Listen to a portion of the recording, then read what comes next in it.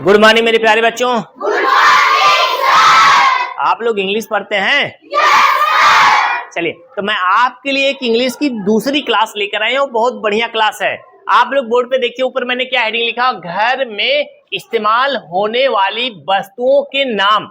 वस्तुओं के नाम का मतलब इंग्लिश और हिंदी, क्योंकि हम हिंदी भाषी क्षेत्र में रहते हैं तो आसान तो है नहीं, इंग्लिश हमें खटखटाखट आ जाएगा, उसके लिए परिश्रम करना पड़ता है। तो आज मैं आपके लिए देखिए मीनिंग वाली क्लास लाई हूँ। मीनिंग अब आपको जज करना है कि मीनिंग आपको आता है कि नहीं आता है। अगर अभी घर में प्रयोग होने वाली वस्तुओं की मीनिंग नहीं आएगी तो क्या आएगा बोलो? तो घर में प्रयोग होने वाली वस्तुओं की मीनिंग आपको याद होना चाहिए।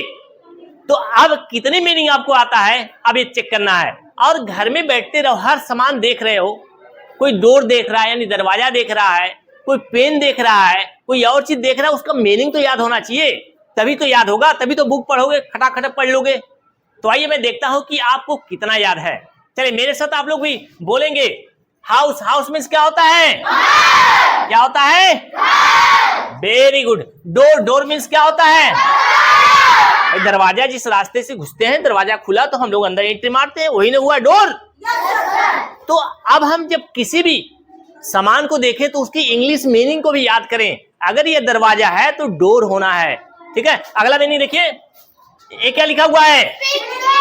Window means, wall means, wall means दीवाल। भाई दीवाल के सहारे तो घर बनता है और उस पे लिंटल लगता है, वही ना दीवार। अगली मीनिंग देखिए, roof, roof means, roof means छत। भाई जो हम लोगों के ऊपर लगा हुआ है क्या है? यह है छत। अगला देखेंगे, ये क्या है? फ्लोर, फ्लोर मीन्स फर्श, जिसपे हम लोग खड़े हैं, बैठे हैं, बात कर रहे हैं। अगला मीनिंग क्या है? फैन मीन्स पंखा। आप लोग देखे हैं?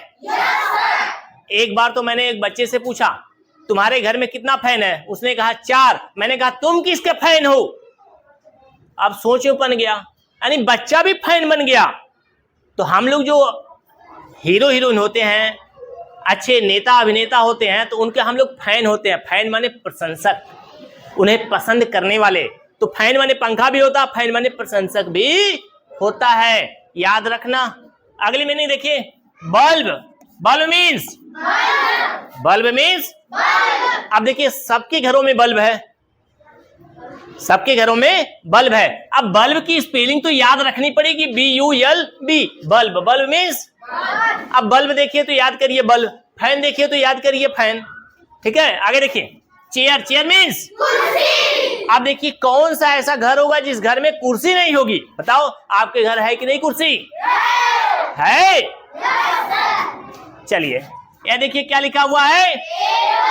क्या है? टेबल मीन्स, ये क्या लिखा हुआ है? बेड मीन्स बिस्तर पे हम लोग सोते हैं कि बैठ के खाते हैं? सोते हैं। हमें बिस्तर पे बैठकर खाना नहीं चाहिए, अच्छी आदत नहीं है, इसलिए बेड माने बिस्तर। अगला मीनिंग, पीलो, पीलो मीन्स तकिया। अब तकिया को नीचे, सर के नीचे रख के हम लोग सोते हैं ना, याद रखिए। अगला blanket, blanket means, blanket means कंबल। जब हल्की ठंडी आने लगती है तो कंबल ओढ़ते हैं, जब और ज्यादा ठंडी बढ़ जाती है तो क्या ओढ़ते हैं? क्या ओढ़ते हैं? रजाई। अगला मीनिंग क्या है? क्या है? सोफा मीन्स, सोफा तो भाई देखो बड़े बड़े लोगों के घरों में होता है, समझ में आई? और नहीं तो शादी ब्याह में मिल जाए सोफा तो भाई ठीक है, दहेज वहेज में। क्लियर? अब देखिए ये सब घर में प्रयोग होने वाले मीनिंग थे। कहां प्रयोग होने वाले थे?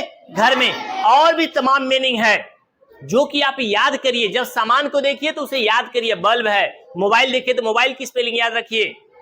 तो हर चीज की स्पेलिंग आप ऐसे याद करेंगे तो आपको अंग्रेजी पढ़ने आ जाएगी और मीनिंग भी खूब याद होगा।